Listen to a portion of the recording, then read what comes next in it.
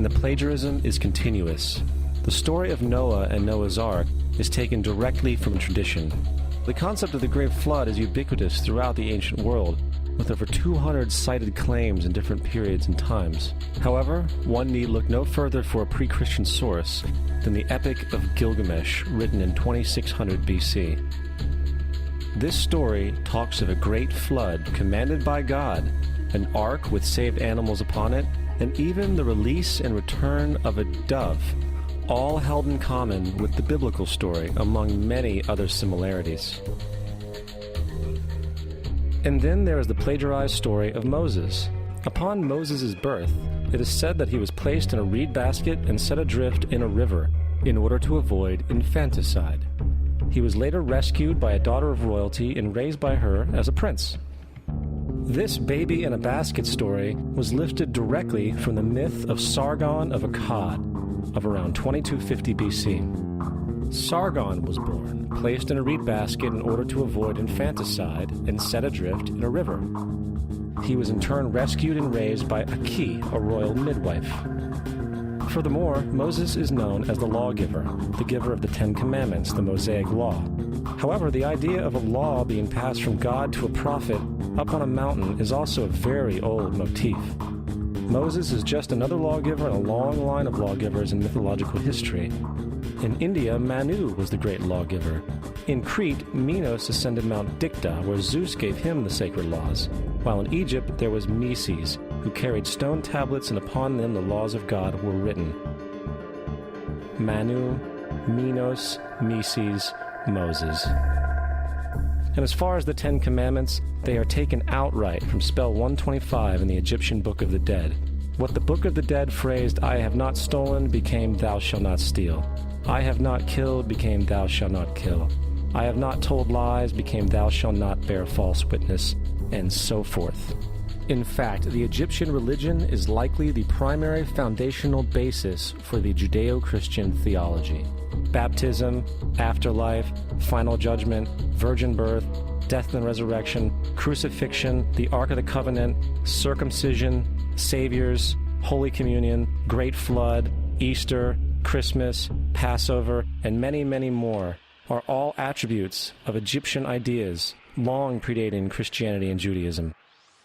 Justin Martyr, one of the first Christian historians and defenders, wrote, "When we say that he, Jesus Christ, our teacher, was produced without sexual union, was crucified and died and rose again and ascended into heaven, we propound nothing different from what you believe regarding those who you esteem sons of Jupiter." In a different writing, Justin Martyr said, "He was born of a virgin, accept this in common with what you believe of Perseus." It's obvious that Justin and other early Christians knew how similar Christianity was to the pagan religions. However, Justin had a solution. As far as he was concerned, the devil did it. The devil had the foresight to come before Christ and create his characteristics in the pagan world. Fundamentalist Christianity, fascinating. These people actually believe the world is 12,000 years old. Swear to God. I actually asked one of these guys, okay, dinosaur fossils. He says, dinosaur fossils? God put those here to test our faith.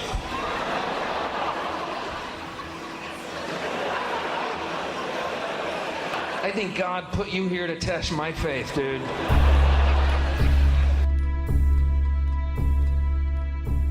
The Bible is nothing more than an astrotheological literary hybrid, just like nearly all religious myths before it.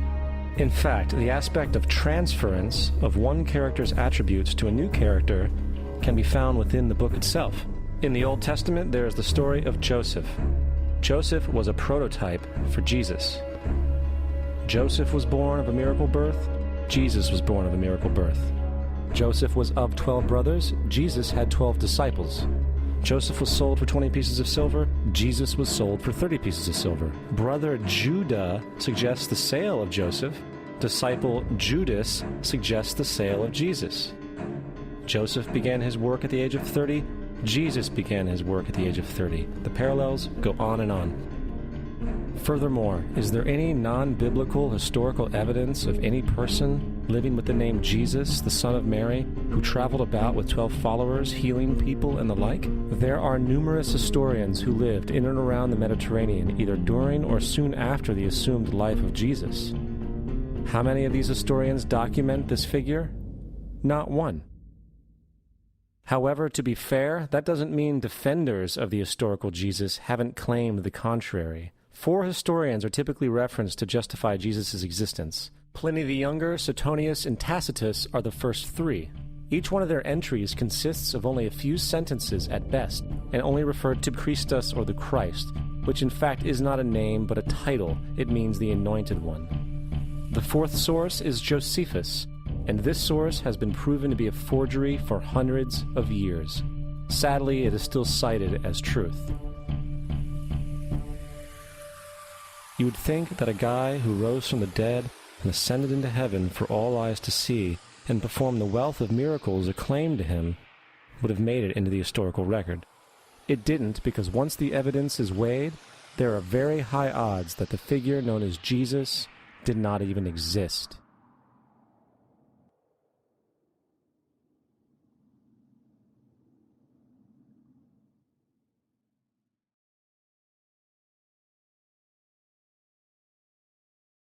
We don't want to be unkind, but we want to be factual. We don't want to cause hurt feelings, but we want to be academically correct in what we understand and know to be true. Christianity just is not based on truth. We find that Christianity was in fact nothing more than a Roman story, developed politically. The reality is, Jesus was the solar deity of the Gnostic Christian sect, and like all other pagan gods, he was a mythical figure. It was the political establishment that sought to historize the Jesus figure for social control. By 325 AD in Rome, Emperor Constantine convened the Council of Nicaea. It was during this meeting that the politically motivated Christian doctrines were established, and thus began a long history of Christian bloodshed and spiritual fraud. And for the next 1600 years, the Vatican maintained a political stranglehold on all of Europe, leading to such joyous periods as the Dark Ages, along with enlightening events such as the Crusades and the Inquisition.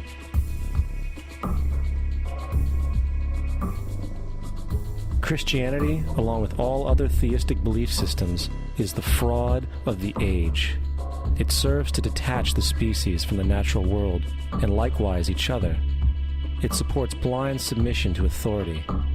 It reduces human responsibility to the effect that God controls everything, and in turn awful crimes can be justified in the name of a divine pursuit. And most importantly, it empowers those who know the truth but use the myth to manipulate and control societies.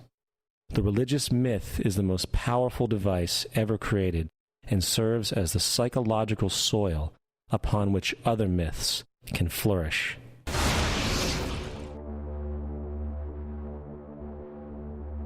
A myth is an idea that, while widely believed, is false.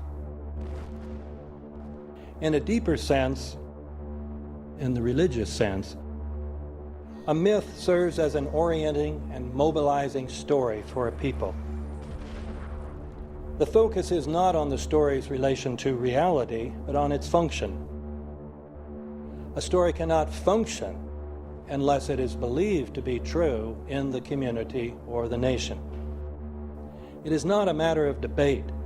If some people have the bad taste to raise the question of the truth of the sacred story, the keepers of the faith do not enter into debate with them.